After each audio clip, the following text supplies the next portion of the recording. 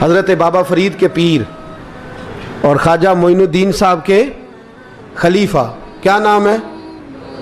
خواجہ قطب الدین۔ مکتب میں پڑھنے گئے نا، پہلے دن 4 سال کی عمر تھی، تو قاری صاحب نے الف بات آسا پڑھایا تو انہوں نے 15 سپارے قرآن پاک کے سنا دیے۔ تو کہنے لگے بیٹا تجھے کیسے آئے؟ کہنے لگے میری اماں 15 سپاروں کی حافظ ہے، وہ سارا دن قرآن پڑھتی رہتی تھی، مجھے سن سن کے یاد ہو گیا ہے۔ یہ بالا نگالا یاد ہو سکتی ہیں تو قرآن پاک بھی یاد، اللہ خیر کرے۔ شرط یہ ہے کہ ہم گھر میں قرآن پڑھیں، بچوں کو سن سن کے بھی یاد ہو ہی جاتا ہے۔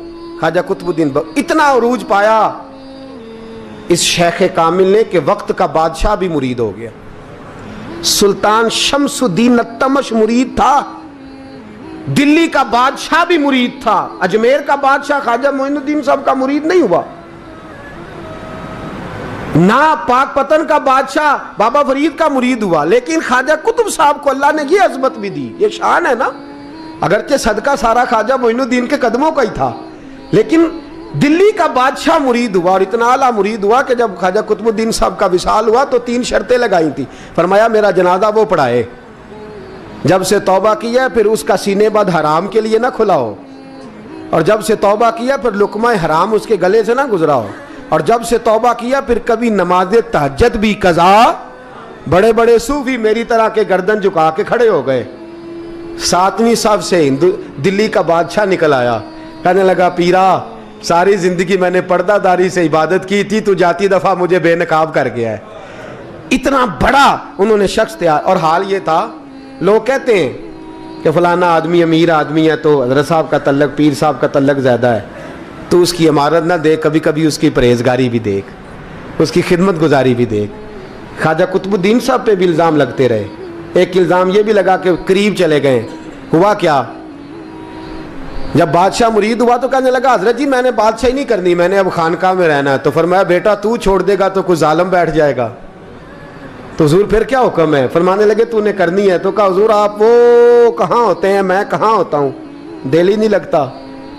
تو آپ فرمانے لگے میں ڈیرا اٹھا کے تیرے قریب لے آتا ہوں۔ خواجہ صاحب 1 کلومیٹر کے فاصلے پر ڈیرا اٹھا کے لے آئے۔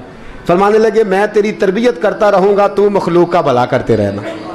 صلی اللہ علیہ، تو حضور کی امت کا اللہ اکبر، وہ قریب۔ اس وقت بھی لوگوں نے بڑی باتیں کی کہ دیکھو جی بادشاہ تھا نا تو پیر صاحب ہی نیڑے آ گئے۔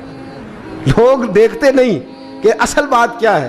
خیر وقت گزر گیا، بادشاہی مرید ہو گیا، تو پھر دلی سارے میں اسلام، اتنا عدل انصاف، ہندوؤں کو بات پسند نہ آئی، انہوں نے کچھ مسلمان خرید لیے۔ سلطان شمس الدین التمش بیٹھا ہے دربار میں، جاگ رہے ہیں نا آپ لوگ سب، کہیے صلی اللہ علیہ۔ بڑی غور سے سننے والی بات۔ ایک دن سلطان شمس الدین تمش دربار میں بیٹھا ہے، قاضی عدالت بھی بیٹھے ہیں، مقدمات سنے جا رہے ہیں، باہر سے رونے کی آواز آنے لگی، چیخنے چلانے کی، بی بی بیان کر رہی۔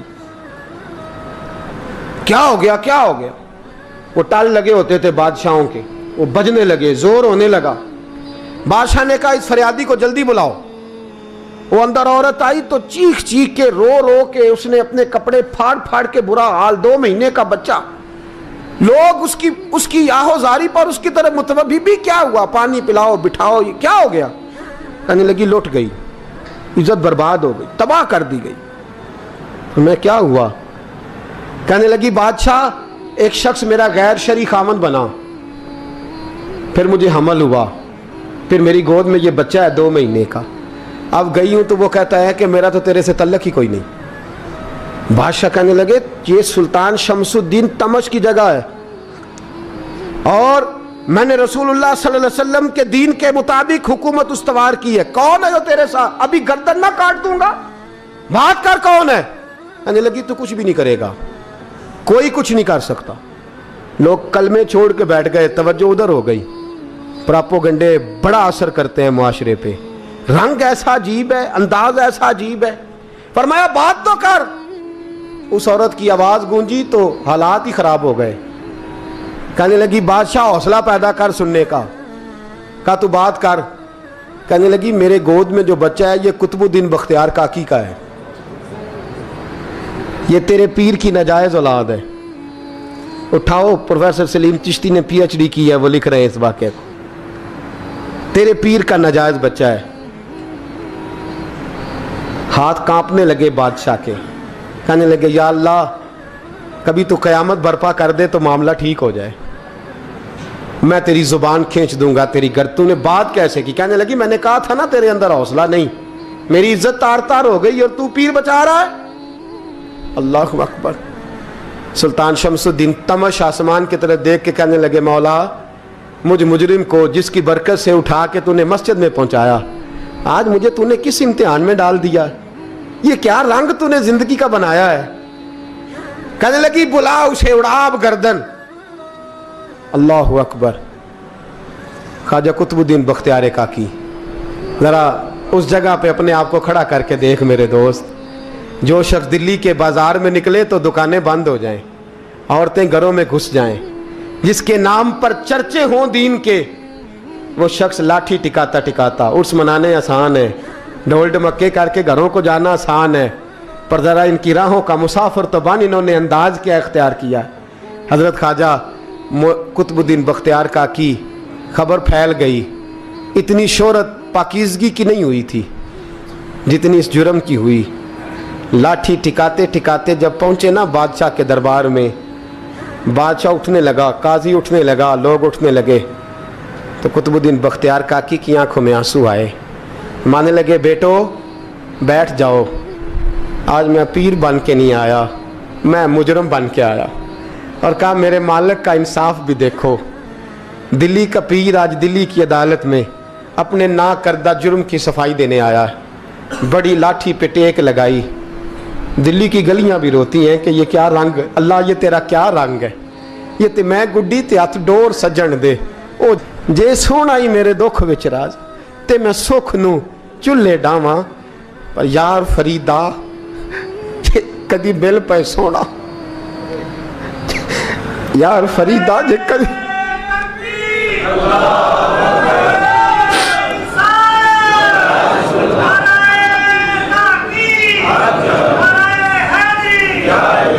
ये कदी मिल पे सोना, बस ओनू रो रो हाल सुनावा। टेक लगाई है, कहने लगी बीबी बोल दे गवाही। कहने लगी बीबी रब जानता है, रब का रसूल जानता है, पर मैं तुझे नहीं जानता, तू कौन है? कहने लगी अच्छा वो लोगों को भेज के तहज्जुद के बहाने पिछले दरवाजे मुझे अंदर बुलाना, रब तेरा भूल जाना। फिर रोने लगी, फिर मकर करने लगी। मुझे बताइए ऐसा कोई मुकदमा हो तो लोग क्या कहते हैं? यकदम हालात बदलते हैं कि नहीं बदलते? दिल्ली का माहौल ही बदल गया, सारा सारा रंग ही बदल गया। औरत तो हिंदू थी, उसने तो झूठ मूठ के कलमे भी पढ़ रखे। अल्लाह अकबर। ख्वाजा साहब पूछते हैं गवाह है कोई तेरे पास? तो 4 कलमा पढ़ने वाले खड़े हो गए। अल्लाह करे कलमा पढ़ने वाले बिका ना करें, आमीन तो कहें। तो खड़े होके कहने लगे हाँ हमने आते भी देखा है, जाते भी देखा है। ख्वाजा कुतुबुद्दीन साहब ने नजर उस्मान की तरफ उठाई, कहने लगे अच्छा जो तेरी मर्जी,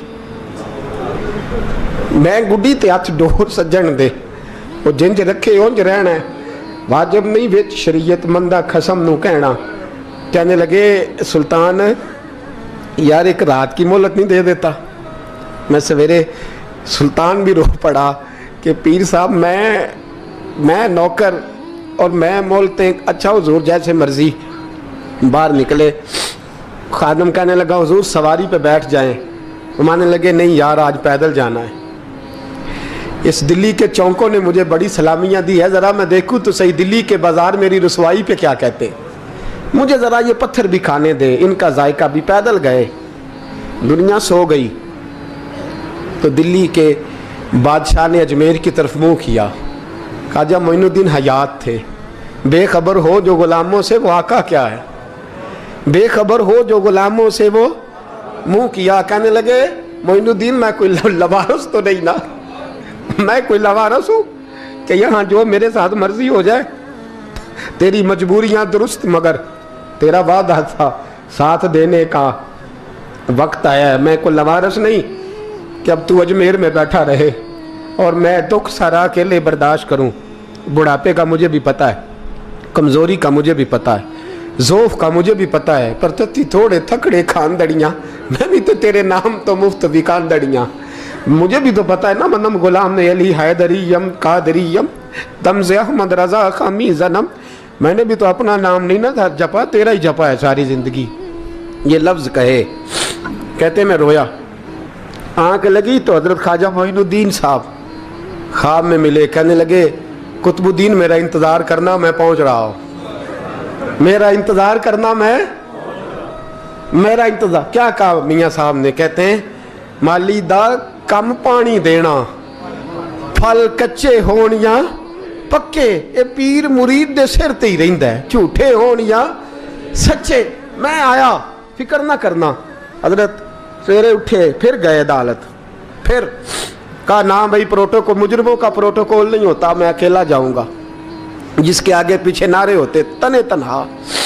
2-4 मिनट ज़्यादा ले लूँ आज आप हजरात। कहते मैं पहुंचा अदालत और जाके जब कहा ना कि हाँ जी हुजूर बताइए, गवाह भी खिलाफ है, मुकदमा बोलें, तो कहने लगे मुझे मेरे शेख ने हुक्म दिया है कि मेरा इंतज़ार करना। फिर वो जो बातें करने वाले थे कहने लगे जी कौन गया था अजमेर, कौन आया है वहाँ से, हमें रूहानी बातें ना बताई जाएं। यहाँ से तो एक दिन में पहुँचा नहीं जा सकता, ट्रेन भी 36 घंटे लेती है दिल्ली से जाने में।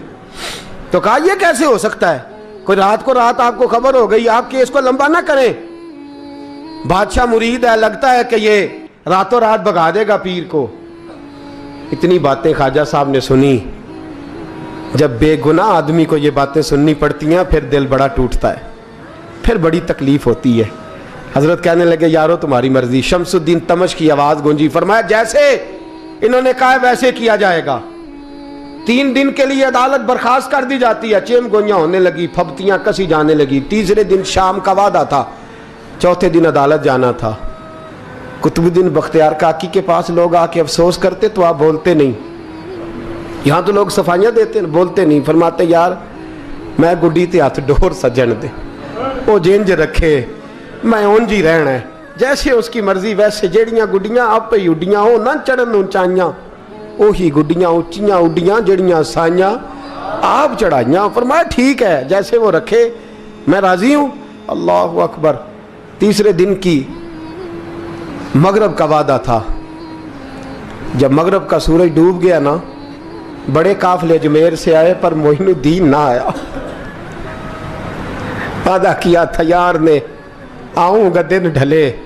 वो ख्वाजा गुलाम फरीद साहब रहमतुल्लाह ताला अलैह फरमाया करते थे ना, कव्वा खाने लगा आंखें तो कहने लगे कागा ये तन सारा ही खाइयो, मेरा चुन चुन खाइयो मास, मेरे 2 नैन ना खाइयो, मैनू पिया मिलन दी आस। मैं कहा सारा खा जा, आंखें छोड़ दे। उसने कहा था मैं आऊँगा, इंतज़ार लंबा हो गया है पर मेरी उम्मीद तो नहीं ना टूटी। मगरब की अजान हुई तो लोग कहने लगे लो जी अब बस हो गई। ख्वाजा कुतुबुद्दीन साहब ने अल्लाह अकबर कह के मगरब की जमात जब मैदान में खड़ी की तो अपनी भी चीख निकल गई, आए नहीं। लेकिन जब नमाज का सलाम फेरा तो ख्वाजा मोइनुद्दीन साहब की 2 रकतें अभी बाकी थी। ख्वाजा साहब पीछे नमाज पढ़ रहे हैं, सलाम फेरा और नमाज के बाद जब उठे ना तो ख्वाजा साहब के सीने के सीना लगा। तो कहा हज़रत जी मैं शहजादा था, आपने कहा था खुश्क रोटी खाना तो मैंने खुश्क ही खाई है, आपने कहा था फाके करना तो मैंने किए हैं, आपने कहा वतन वापस नहीं जाना तो मैं नहीं गया। हुजूर इस इम्तिहान का आपने बताया ही नहीं था, ये मुझे बता जाते अब इस सफ़ेद दाढ़ी से मैं जवाब देता फिरूं। ख्वाजा मोइनुद्दीन साहब ने झटका, पीछे हट, तू ज्यादा इज्जत वाला है कि यूसुफ ज्यादा इज्जत वाला था, तू ज्यादा मकाम वाला है कि आयशा ज्यादा मकाम वाली थी, चुप कर, ये कुछ सूफिया का तरीका है, चुप कर। अर्ज की हुजूर गलती हो गई, मैं पहले नहीं रोया, तू मिला है तो रोया हो, मैं पहले नहीं तड़पा, मैंने शिकवा नहीं, तू मिला है, अपना ही को मिले तो दुख याद आते हैं ना। फरमा चुप कर, जा सुल्तान से कह दे सवेरे नमाज के बाद अदालत लगा दे।